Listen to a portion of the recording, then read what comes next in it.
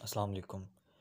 Parallel and distributed computing के final syllabus के अंदर जो सबसे पहला टॉपिक है वो हमारा है डिपेंडेंस। हमने बेसिकली डिपेंडेंस एनालिसिस करना है इस कंप्लीट सिलेबस के अंदर। सबसे पहले डिपेंडेंस हमारी क्या होती है? Dependence is basically a relationship between two computations और टू स्टेटमेंट्स। जब हमारी दो स्टेटमेंट्स हों या जो भी स्टेटमेंट्स हों उनके दरमियान कोई अगर रिलेशनशिप आ रहा है तो उसको हम बेसिकली डिपेंडेंस कहते हैं कि एक स्टेटमेंट दूसरे पे डिपेंड कर रही है। अब डिपेंडेंस बेसिकली दो तरह की होती है हमारे पास, loop control dependency and data dependency. Control dependency is basically it occurs when one statement determines whether second statement will execute or not। Like ये इस तरह की डिपेंडेंसी होती है जिसमें एक स्टेटमेंट ट्रू यानी कि ना पूरी तरह डिपेंड कर रही होती है दूसरी स्टेटमेंट के ऊपर कि अगर वो ट्रू होगी मीन टू से लाइक अगर वो अलाउ करेगी तो तब एग्जीक्यूशन स्टार्ट होगी। जैसे हम सपोज कर लेते हैं हमारे पास चेक्स हैं, हमारे इफ़ चेक को अगर हम कंसीडर कर लें तो S2 जो सी ना डिपेंड कर रही है अगर ये S1 स्टेटमेंट जो है ना ट्रू होगी। लाइक अगर हमारे टी ज़ीरो नहीं है, टी की वैल्यू अगर ज़ीरो नहीं है तभी ये कंडीशन जो सी है ना ये स्टेटमेंट हमारी एग्जीक्यूट होगी। तो इसकी एग्जीक्यूशन का कंट्रोल किसके पास है? इस स्टेटमेंट के पास। लाइक इनमें जो है ना कंट्रोल डिपेंडेंसी है कि ये स्टेटमेंट तब तक नहीं चल सकती जब तक ये इसको अलाउ नहीं करेगी, ये तब तक एग्जीक्यूट नहीं होगी। दूसरी हमारे पास टाइप है डेटा डिपेंडेंसी। दो स्टेटमेंट्स के दरमियान डेटा डिपेंडेंसी तब होती है जब एक स्टेटमेंट जो है ना एक स्टेटमेंट डिपेंड कर रही हो अपनी प्रीवियस वाली स्टेटमेंट के रिजल्ट के ऊपर। इसमें कोई ऐसा कंट्रोल डिपेंडेंसी नहीं है लाइक S2 ने भी रन होना है, S1 ने भी रन होना है, लेकिन इनमें डेटा डिपेंडेंसी है। लाइक S2 के अंदर पाई की वैल्यू आनी है और तब ही हमारा जो है ना एरिया कैलकुलेट होगा। S1 जो सा जिसमें हमारे पास पाई वेरिएबल है उसके अंदर हमने 3.14 स्टोर करवा दिया और S2 के अंदर जो है ना हमने उस पाई वेरिएबल को जो है ना रीड किया है। तो S2 के अंदर जो है ना डेटा डिपेंडेंसी है, मतलब कि ये सेकंड स्टेटमेंट है ना इसका डेटा के लिए इसके डेटा के ऊपर डिपेंडेंट है। ये तब तक एग्जीक्यूट नहीं करेगी जब तक इसकी जो है ना प्रीवियस का रिजल्ट नहीं मिलेगा इसे। इसमें कंट्रोल डिपेंडेंसी नहीं है, S2 ने एग्जीक्यूट होना ही होना है, लेकिन किस बेस पे होना है? जब उसके पास डेटा आएगा, उसके पास डेटा आएगा तो उसने जो है ना एग्जीक्यूट करना है, तब आउटपुट देनी है हमें। ये बेसिकली हमारे पास दो तरह की डिपेंडेंस होती हैं।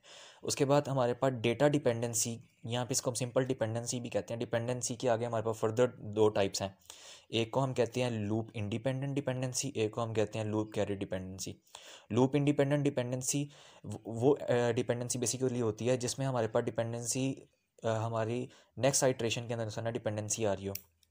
लाइक अगर हम ये वाला केस ले लें, यहाँ पे हमारा पाई वेरिएबल है, इसके अंदर जो सी है ना वैल्यू राइट हो रही है और नेक्स्ट आइट्रेशन के अंदर ही जो सी है ना उसकी वैल्यू रीड हो रही है, तो इसको हम कहेंगे लूप इंडिपेंडेंट डिपेंडेंसी। उसके बाद हमारे पास सेकंड डिपेंडेंसी आती है लूप कैरी डिपेंडेंसी।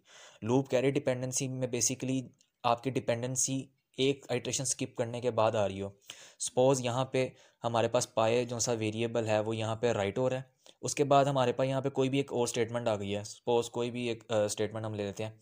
उसके बाद दोबारा से हमारा जो है ना ये पाई वेरिएबल जो है ना यहाँ पे आके रीड हो रहा है, तो इसको कहेंगे लूप कैरी डिपेंडेंसी, यानी कि हमारी डिपेंडेंसी एक आइट्रेशन स्किप करने के बाद आई है।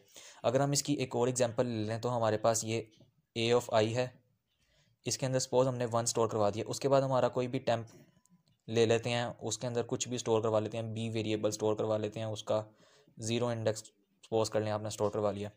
उसके बाद दोबारा आपने जो है ना एक वेरिएबल दी, उसके अंदर आपके पास a ऑफ i जो है ना आके रीड हो रहा है, तो ये आपके पास लूप कैरिड है।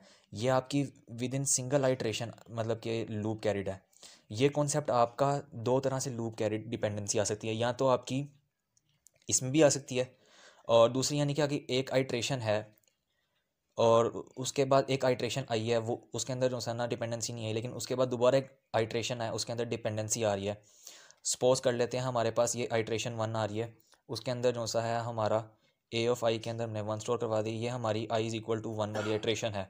उसके बाद फिर हमारे पास i इज़ इक्वल टू 2 है, उसके अंदर हमारे पास a ऑफ 1 है, सॉरी यहाँ पे हमारे पास जो सा ना सपोज कर लें a ऑफ 2 आ गया, इज़ इक्वल टू 3 कर लेते हैं हम। उसके बाद i इज़ इक्वल टू 3 के अंदर जो सा ना हमारे पास a ऑफ 4 के अंदर जो सा ना हमारे पास दोबारा से वो a ऑफ 1 आके रीड हो रहा है, तो यानी कि हमारी एक आइट्रेशन को स्किप करने के बाद हमारी डिपेंडेंसी आई है, तो हमारी ये लूप कैरी डिपेंडेंसी होगी।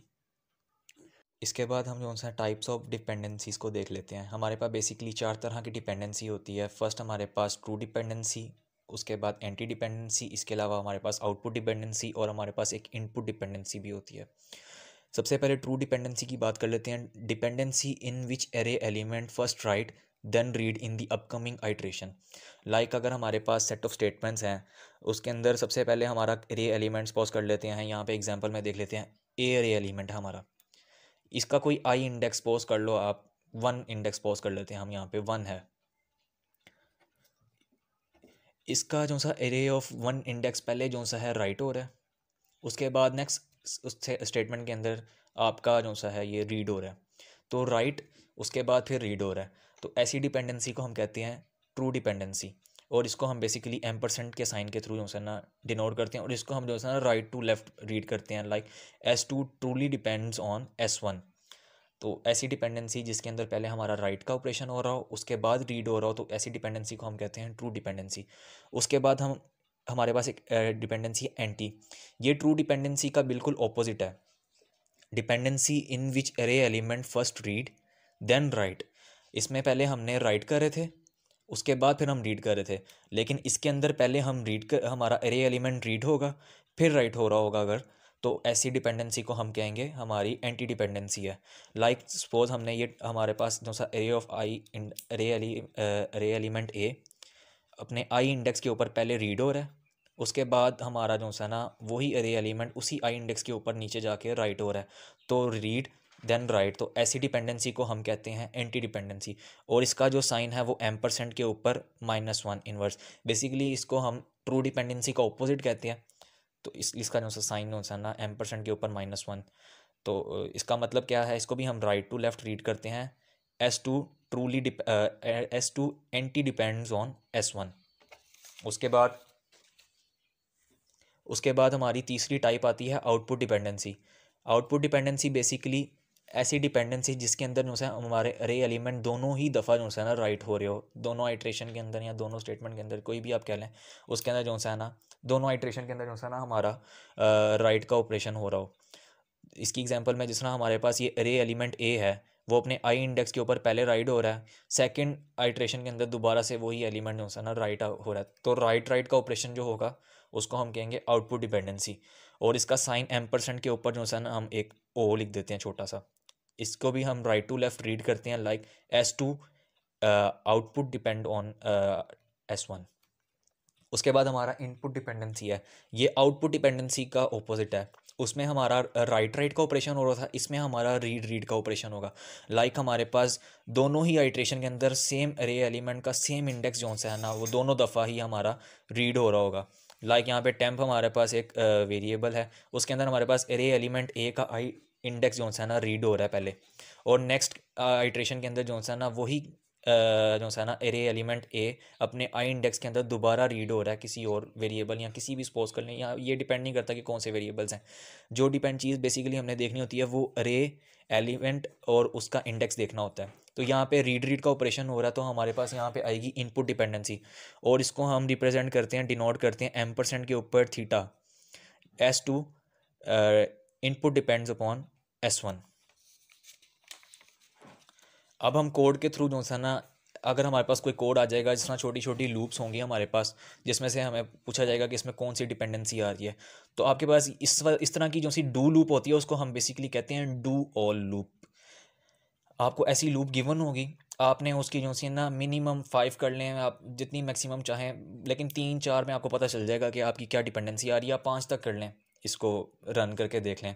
तो सबसे पहले जो सा है ना हमारे पास कोड आएगा, हमने इसको जो सा ना इसकी आइट्रेशंस करनी है।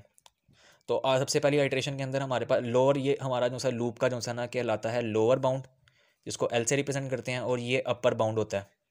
और हमें पता है कि हमारा लूप का स्टेप साइज बाय डिफ़ॉल्ट क्या होता है, वो 1 होता है। Like after every iteration it will increment 1। Step size हमारा जो है ना 1 होगा। तो ये हमारी जो सी स्टेटमेंट है लूप की। अब इसको एग्जीक्यूट करके देख लेते हैं। हमारी आइट्रेशन 1 में हमारी आई की वैल्यू क्या होगी, सबसे पहले 1। उस आई की वैल्यू 1 होगी, तो 1 ये 1 आ गया, -1 ये वाला, उसके बाद is equal to A of i की जगह 1 आ गया +1, इसको हमने -1 0 होता है, ए ऑफ 0 इंडेक्स पे हमारी ये स्टेटमेंट बेसिकली ये हमारी हो गई है। पहली इटरेशन में हमारे पास ये रिजल्ट आया। सेकंड इटरेशन में हमारी आई की वैल्यू क्या हो गई 2। ये हमने आई 1 to n करना, तो हमने 3 इटरेशन बेसिकली करनी करके देख रहे हैं हम। आई की वैल्यू सेकंड टाइम क्या होगी 2, 2 - 1, ये आई की जगह हमने 2 पुट कर दिया, ये -1 वैसे का वैसे यहाँ पे आ गया। ए ऑफ आई की जगह हमने 2 पुट कर दिया, +1 यहाँ जैसे था वैसे का वैसा आ गया। 2 - 1 1 equal to A of 2 +1। Second iteration के बाद हमारे पास ये आ गया। इसी तरह थर्ड आइट्रेशन के बाद हमने आई की वैल्यू 3 हो गई थी थर्ड आइट्रेशन में, तो हमने यहाँ 3 पुट कर दिया, 3 - 1, यहाँ पे हम जो है ना हमारे पास ये आउटपुट आ गई इसकी। हमने आइट्रेशंस करने के बाद जो है ना यहाँ पे समराइज़ करके सॉरी लिख दिया कि ए पहली स्टेटमेंट पहली आइट्रेशन के बाद हमारे पास ये आया था a of 0 is equal to A of index 1 +1। Second iteration के बाद हमारे पास आया था a of 1 equal to A of 2 +1, a of 1 is equal to A of 2 +1। इसी तरह थर्ड आइट्रेशन के बाद हमारे पास आया था a of 2 is equal to A of 3 +1, यहाँ पे हमने a of 2 is equal to A of 3 +1 लिख लिया। ये हमारी आइट्रेशन के बाद जो है ना हमारी स्टेटमेंट्स की जो है ना ये हमारे पास आया है।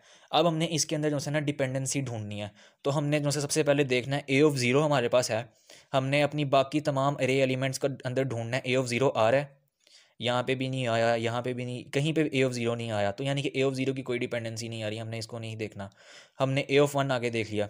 ए ऑफ 1 यहाँ पे पहले रीड हो रहा है, यहाँ पे खाली पहले रीड हो रहा है। हमने नीचे देखा तो ए ऑफ 1 राइट भी हो रहा है, तो ए ऑफ 1 रीड आफ्टर राइट हमने पढ़ा था कि हमारे अगर ऐसा सिनेरियो होगा जिसमें हमारा पहले रीड हो रही होगी उसके बाद राइट हो रही होगी, तो वो हमारी कौन सी होती है, ऐसी डिपेंडेंसी को हम कहते हैं एंटी डिपेंडेंसी।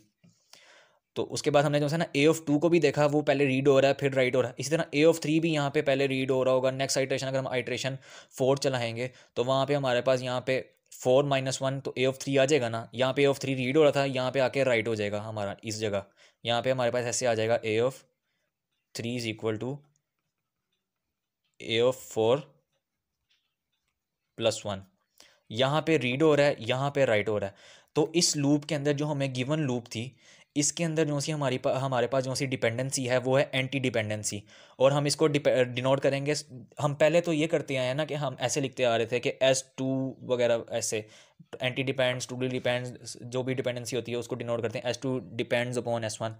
लेकिन यहाँ पे तो हमारे पास खाली एक ही स्टेटमेंट है, तो इसको लिखने का तरीका ये होगा कि हम लिखेंगे S1 anti depends upon S1, ये इसका तरीक़ेकार होगा। यहाँ तक जो है ना हमने इस क्वेश्चन को सॉल्व करना होगा। इसके बाद एक और एग्जांपल ले लेते हैं कोड की। यहाँ पे भी हमारे पास डू ऑल लूप है, यहाँ पे do I is equal to 2 से 5 है। उसके बाद ये हमारे पास स्टेटमेंट गिवन है, इसको हम S1 का नेम कहेंगे हमेशा, क्योंकि ये हमारी स्टेटमेंट 1 है तो ये S1 होगी। उसके बाद फिर जो सा है हम आइट्रेशन चला लेंगे। इसके अंदर भी हमारी पहली आइट्रेशन के अंदर हमारे पास आई की वैल्यू सॉरी ये 1 से चलनी थी, 1 to 5। पहली आइट्रेशन के अंदर जो है ना हमारे पास आई की वैल्यू 1 हो गई। 1 a of index 1 equal to A of 0 +1, 1 था यहाँ पे 1 पुट किया, 1 - 1 0, तो मैंने डायरेक्ट ही 0 लिख दिया यहाँ पे। A of 1 is equal to A of 0 +1। Second iteration में आई की वैल्यू 2 हो गई, a of 2 equal to A of 1 +1। 1 कैसे आया, वही 2 - 1 1 आ गया। नेक्स्ट आइट्रेशन में आई की वैल्यू 3 हो गई, आई की जगह पुट किया, सिंपल ए ऑफ 3 आ गया। यहाँ पे 3 - 1 2 +1। इसी तरह आइट्रेशन 4 के अंदर हमारे पास आई की वैल्यू 4 होगी, यहाँ पे हमने ए ऑफ 4 लिख दिया। उसके बाद 4 - 1 हमारे पास 3 +1। उसके बाद इसको करने के बाद हमने वही आप समराइज़ करके लिख दें, इस तरह लिख दें, आप पे डिपेंड करता है।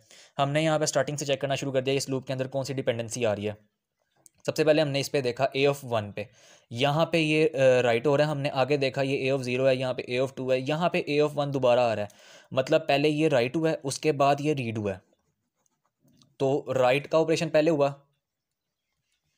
उसके बाद फिर रीड हुआ है हमारे पास। तो हमने ये पढ़ा था कि राइट देन रीड, तो हमारे पास ट्रू डिपेंडेंसी है ये। उसके बाद हमने जो है ना यही देखा कि ए ऑफ 2 के ऊपर भी देखा, यहाँ पे भी ये राइट हो रहा है पहले, और नीचे वाली आइट्रेशन के अंदर ये जो है रीड हो रहा है, तो ये राइट देन रीड। इसी तरह a of 3 a element a on its index 3, ये पहले राइट हो रहा है, उसके बाद नेक्स्ट आइट्रेशन के अंदर ये रीड हो रहा है।